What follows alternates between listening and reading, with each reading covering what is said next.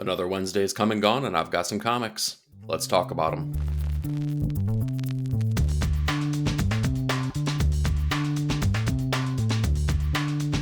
Hey, welcome to 9 Panel Grid. This week, we've seen overseas murder mysteries, kaiju calamity, and a Hollywood rags to riches tale, but in the worst way. We're going to kick things off this week with Dazzler #1, written by Jason Wu with artwork by Rafael Loureiro. This was an okay issue, as it's kind of one of the many relaunches within the X line of books here at Marvel, and I think it was overwhelmingly effective, but I kind of have the same issues that I have with this book as every other X book, which is that this is a relaunch, but it seems like so extraordinarily connected with what happened with Krakoa and what happened previously that I feel like this isn't a fresh jumping on point. Jason Liu is doing really good work here with his writing, as he's definitely emulating kind of the pop sensations of the right here and right now, particularly Taylor Swift. And I feel like we have that comparison within these pages, and I think it works effectively. My downside with this issue is that while the writing is good and while the characterizations are good, I feel like 60% of this book was actually Dazzler singing. So his writing, Jason's writing, was mostly lyric based. It was the songs that she was singing, which isn't bad by any means. This is a Dazzler book. However, it's not necessarily fleshing out the things that I wanted fleshed out, with this being a reintroduction of the character and really a new #1 for this character. So I think I wanted a little bit more in the character study and what this book really means for Dazzler.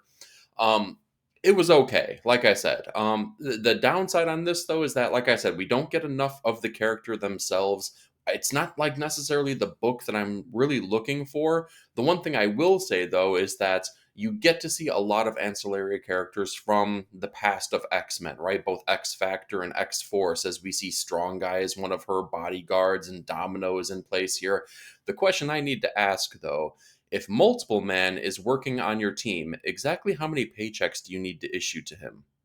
Maybe that happens in issue 2. So, with Dazzler #1, though, I feel like it was pretty decent. All right, next up we have Epitaphs from the Abyss #3, written by a variety of writers, drawn by a variety of artists. This, I feel like, has probably been the most effective issue of Epitaphs from the Abyss that we've gotten so far, as I feel like each story really was complete, it really was effective, and the artwork really kind of sang and like made the story even better than it could have been. I can't say the same for each and every previous issue here. This was a whole package put together.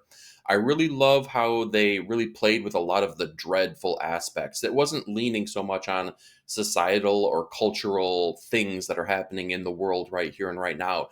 It just told kind of like really scary, dreadful stories. I can appreciate that because they didn't have to kind of lean on what was going on. The first story in this book, particularly with a mortician and the bodies that she is dealing with, I think that was absolutely effective and stunning, to be quite honest.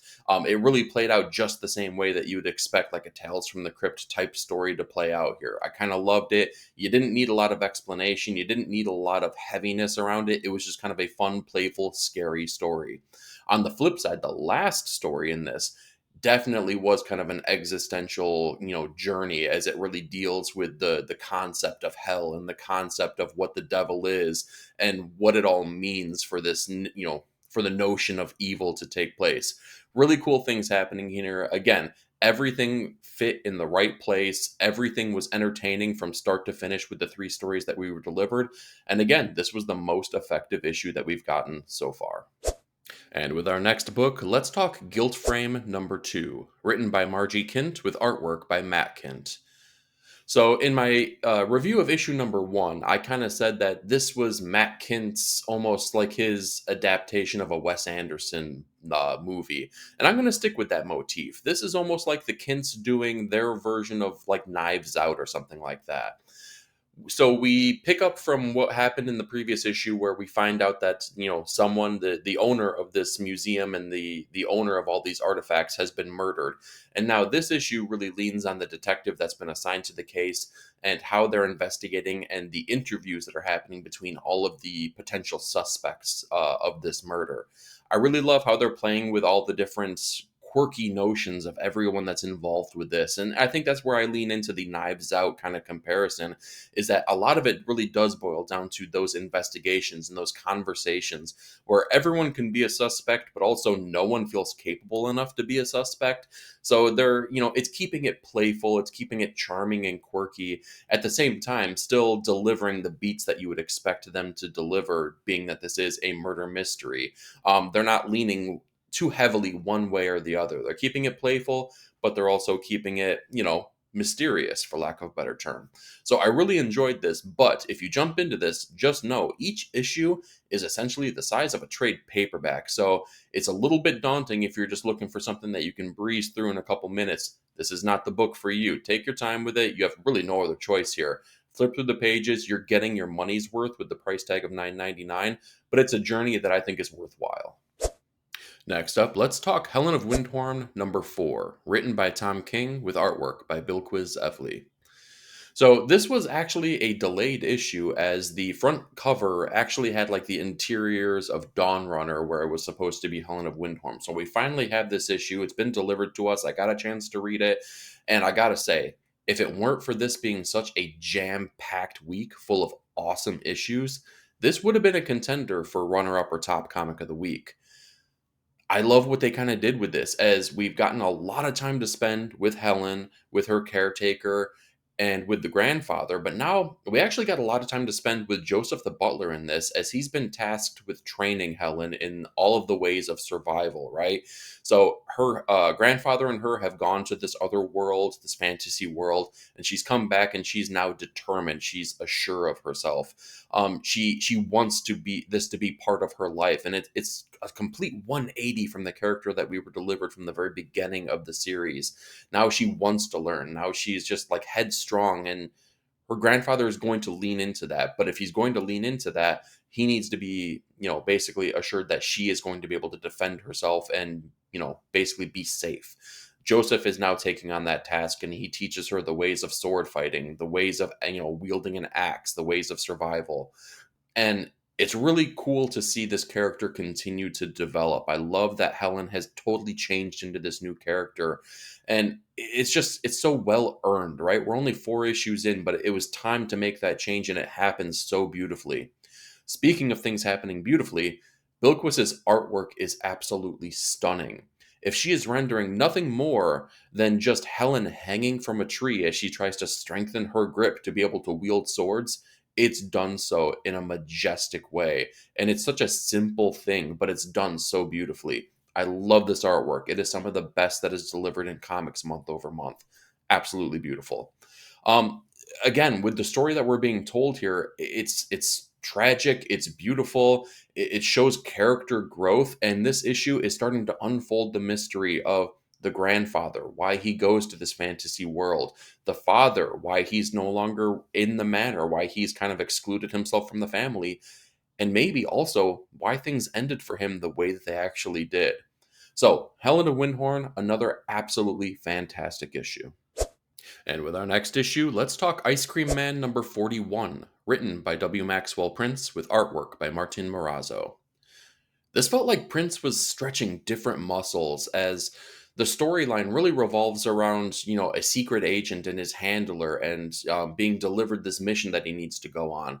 And the secret agent kind of goes through the motions and kind of, has a bit of an inner monologue where he's delivering this story about like the nature of being a secret agent and how he goes about his business.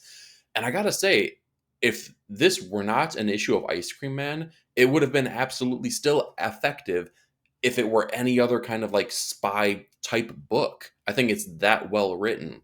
In that same vein, though, it kind of felt totally unrelated to me as an Ice Cream Man type story, as it didn't really have this deep existential feeling like we've gotten from so many other issues of Ice Cream Man.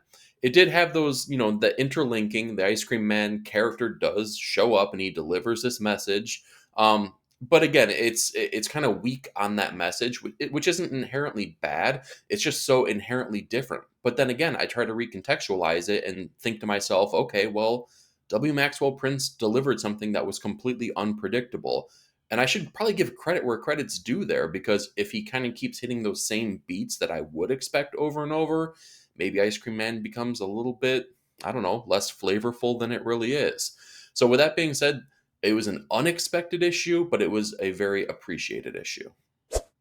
Next up, let's talk John Constantine Hellblazer, Dead in America number 9, written by Simon Spurrier with artwork by Aaron Campbell.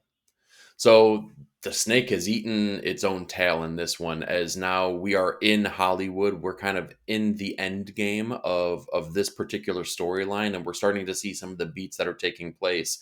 And it's really fascinating and interesting now as Constantine is back and he's seen that his team has essentially abandoned him, as they perceived it that he abandoned them, and they've kind of fallen under the spell of some of the dust that was still out there lingering that John's been looking for this entire time. And they found out that it's kind of all coming into play within the realm of Hollywood, as now this movie is being made that kind of revolves around the story that we've been told here, with the mystery behind the sand and Constantine's role within that. And Constantine is now a character within that movie, but it's not Constantine, it's an actor. And it's also maybe not that actor, but a different actor. A lot of different moving pieces in here, a lot of different notions that they're playing with. I love how Simon Spurrier is really kind of crafting this classic John Constantine tale, where Constantine is always playing chess and he's always 2 moves ahead, regardless of who he's playing against. But this is also a really fantastic mystery story, as the everything that's happening is really unraveling in a really great way that feels earned, and it feels especially, I don't know, exciting as a reader, as nothing is spoon fed to you. It is something that you really need to be along for the journey for, and it kind of just waits until you're right at that fever pitch to deliver what you need. But when you get that thing, it delivers, I don't know, 2 3 more questions that make you sit back and go, wait a minute, now I don't even know if the thing that I needed was really the thing that I was out for this entire time. The other part is that Aaron Campbell is back on artwork, and when him and Simon Spurrier are together, it is just pitch perfect. He's delivering the artwork that is needed for this series, as it's so gritty and textured and dirty. And those are all the same aspects that we're looking for out of a character like John Constantine.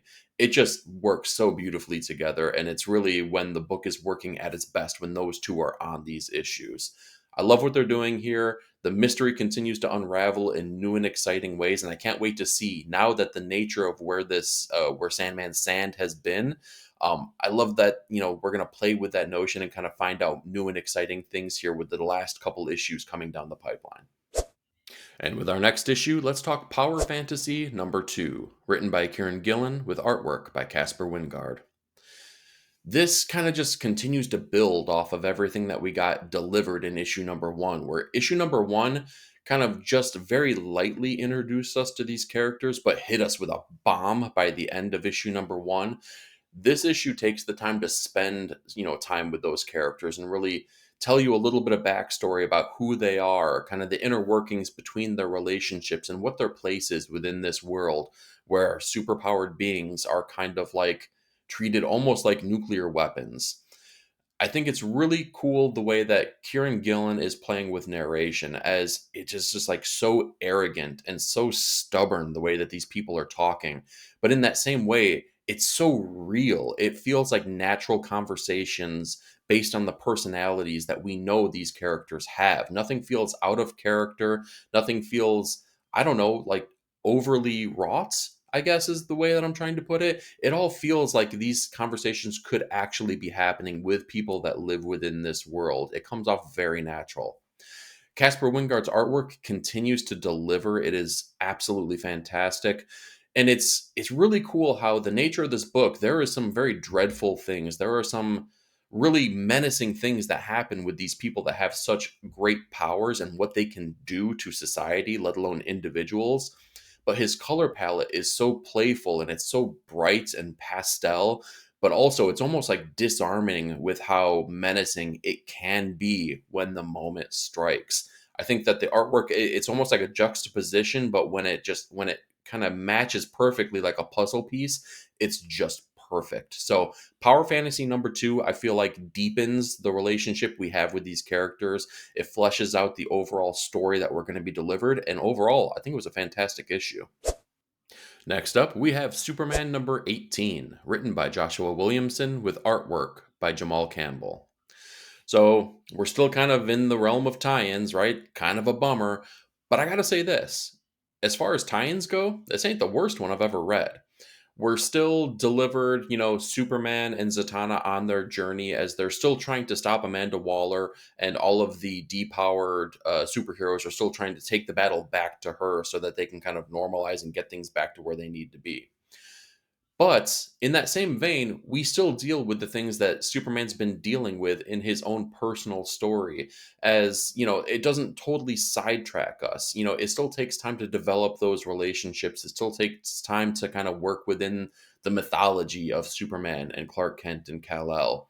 What I will say is that this book is most effective when it's dealing with the conversations between Zatanna and Superman, as they really kind of almost, come head to head, as Clark really starts to understand what it means for him to have his alternate persona and to have his superheroic identity, whereas Zatanna doesn't have that. And it's almost as if she is, I don't know, defined by what she can and cannot do specifically with magic. I thought that was a really effective interaction.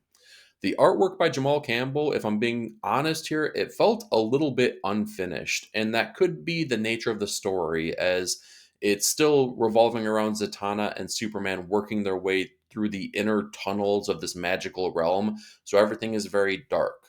So the palette is very dark, and everything is very dark. It doesn't make for a, I don't know, pleasing to the eye kind of issue, I guess is what I'm trying to say. It is very one note, and again, it feels very unfinished, basically. So Superman number 18, I don't know. I'm ready to get out of the Absolute Power tie-in portion of this, and I'd like to see where they're going to continue to take this after the event is over. And with our next issue, let's talk Ultimate X-Men number 7, written and drawn by Peach Momoko. This book is getting way darker than I think I ever expected it to. In the beginning of the series, I think I started making some allusions towards, like, maybe this is Peach Momoko doing like a light impression of Junji Ito, and I think maybe she's leaning into that more and more. The notion of what it means to be a mutant in the Ultimate Universe, and how that mutant's powers are activated or even how they are manifested, we start to get little pieces of that as it's more and more unraveled, the nature of this cult, the cult of X, and what they're doing and what this all means. It also really spends a little bit of time with who we perceive to be the villain of this series throughout the entirety of it, as Hisako has kind of been haunted by this shadowy being, and we've all kind of had our theories about who this may or may not be. And now it's really playing on a completely different notion. It's taken a left turn where I thought it was going to go right. And maybe this isn't the character who we thought it was, and maybe their motivations are a little bit different than what we thought they were as well. I think that it's crafting a good story. I think that there's a lot of meat on this bone, and it's worthwhile. I think that we're kind of being spoon fed a little bit here and there. And I think maybe we need like kind of the big revelation to happen. And it seems like they're building towards something here, as each new issue now has really gone deeper and deeper into what this cult is and what it means to be a member of this cult. So I'm cautiously optimistic that this is really starting to hit a fever pitch. And I think that maybe we're lining ourselves up for something that could be truly fantastic. And with our next issue, let's talk Ultramega number 5, written and drawn by James Herron. So, Ultramega is back. And I gotta say, I was like so excited to see that this was back in the solicits when it first came out. And I was so excited to flip through each and every page of this. And when I did, I was like super confused. I was totally lost in this. And that's kind of okay though, as James Herron is not giving you a previously on Ultramega kind of backstory. Nope, not at all. You're in this world, you're thrown into the deep end, and I think it might be effective if you go back and maybe read at the very least issue number 4 to kind of see where things ended in the world of Ultramega. but it might not be the world's most effective life preserver as you're drowning in this pool of Ultramega anyway. But it might be nice to kind of reacclimate yourself. This issue really plays on the nature of the kaijus, the nature of the powers of the Ultramega, and kind of where they're coming from and why they're fighting. But again, doesn't hold your hand by any means. It just throws you right back into this world. James Herron, the artwork that he is delivering here is grotesque, and it is like pulsating, and it is awesome. It is like so visceral that you have to like just kind of run your thumb over the pages just to see if all those bubbles really kind of bubble up on the page or if they're truly just rendered in 2D. Everything just feels so alive and like again just moving. It's really awesome to behold. The storyline, again, I think that we're going to need another issue to kind of see where they're now going with this, because it is weird and wild and wonderful. But man, again, there is no explanation that is given whatsoever, or at least the explanation that you are given is for a question that you didn't even know you asked. It is a very interesting issue here, but again, totally worthwhile. So, Ultramega number 5, a confusing but also fantastic issue. Next up, let's talk X Factor number 2, written by Mark Russell with artwork by Bob Quinn. This is another relaunch X book that I wanted to give issue 1 a chance to kind of like, really get its hooks in me, as I really love Mark Russell as a writer. So I read issue number 2, and I gotta say, it feels like a retread in so many ways. It feels like a retread of what we've already gotten in books like Ecstatics with a superhero team of celebrities. And it feels like a retread of the character of Havoc, as he is a leader who wants to live up to the image of his brother, but can't quite do that and keeps kind of screwing things up. And it's a retread of the notion of being a mutant and being proud of being a mutant, but then working for a government agency. And it's like, it's all of these ideas that we've been delivered before, and nothing seems fresh and nothing seems new and nothing seems heartfelt. And the bad thing about that is that these are all things that in a lot of Mark Russell books, I feel like are delivered in masterful ways. It almost feels like we're getting a handcuffed version of his writing here, as it's trying to stay in line with what maybe people that are fans of the 90s X-Men want. And you know what? If you want that, that's great. But if you're looking for new, if you're looking for something outside of what you've already gotten previously, this doesn't feel like it's going to fit the bill. The one bright side of this is that I feel like Bob Quinn's artwork is very appropriate for the story that's being told, and I feel like it's very fitting for the characterization that we're seeing. His rendering is really solid, his pacing is good, his composition is great. So Bob Quinn is really the highlight of this issue, whereas the story, I feel like, kind of lets the readers and the artwork down. And with our runner-up pick of the week, let's talk The Moon is Following Us, number 1, written by Daniel Warren Johnson with artwork by Raleigh Rossmo. This is peak Daniel Warren Johnson. If you've read any of his previous creator-owned books, whether it be Murder Falcon, whether it be Do a Powerbomb, Extremity, you kind of know he has a hook, right? And he has something that is going to be heartfelt and it's going to get you. And this book is heartfelt and it absolutely gets its hooks in you. When you understand what the story is that's being told in the pages of this book, man, it is goosebump inducing. It is so good and so masterfully done.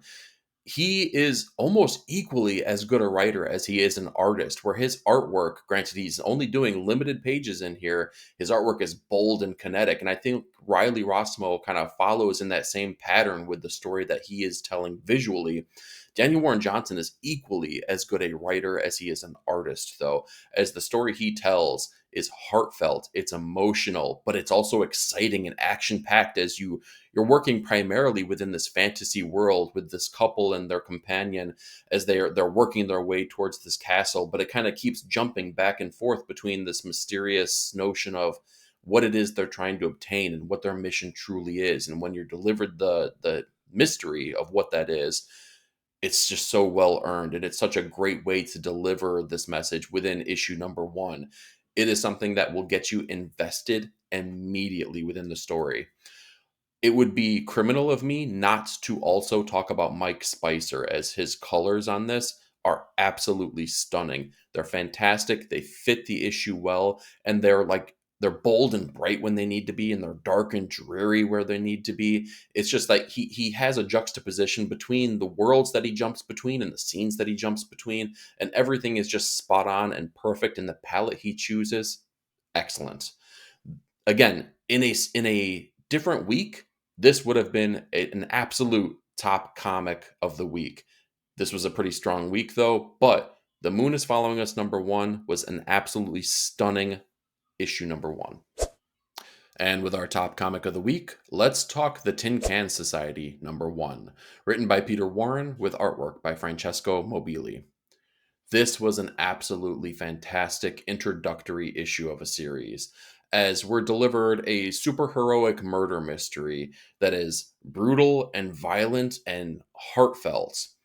The biggest factor that I think comes into play with this issue is that I feel like we're introduced to an ensemble cast of characters that immediately click with you and you get each character. And I can't say that with a lot of books that we get nowadays, especially with books like Nice House on the Lake, where we're delivered a multitude of characters, and by the end of the issue, I don't know any of their names and I don't know any of these people that we're dealing with. This issue, Kasia, Greg, Adam, Val, and Johnny, I remember every single one of their names. I remember every single one of their motivations. I understand their relationship between each other. And that's not an easy task to do, but I think that Peter Warren has really crafted these relationships almost akin to a way that we get with some of the classic Stephen King books like It or Stand By Me, as you understand these characters throughout their lives and you understand what makes them tick and why they have such strong bonds between one another. The other thing is that we also see how they're so different from one another, right? It's the differences that bond each other together, as we kind of have a little bit of archetypal, things that are in place that define who they are, but it's not necessarily the only thing that makes them. This issue opens up with one of our main characters being found at the scene of a crime, a murder scene, and now we're going to put the pieces of the puzzle together, as it's very likely now that one of our main players, one of the lifelong friends, is very likely the suspect for the person who actually committed this murder. I love the way that they do this. I love the way that they kind of weave in the title of this series and what it means for everyone and what it means for the person who was actually murdered in this book. So, Tin Can Society, from a creative team I've never seen before, from something that I was totally not expecting to enjoy as much as I did, it was absolutely worthwhile for the top comic of the week. So that's what I've got for you this week, but I'm more curious. What did you read and what were your thoughts? Do me a favor, like, share, and subscribe, and be part of the panel. Leave me a comment down below. Thanks so much for watching. Talk to you next week.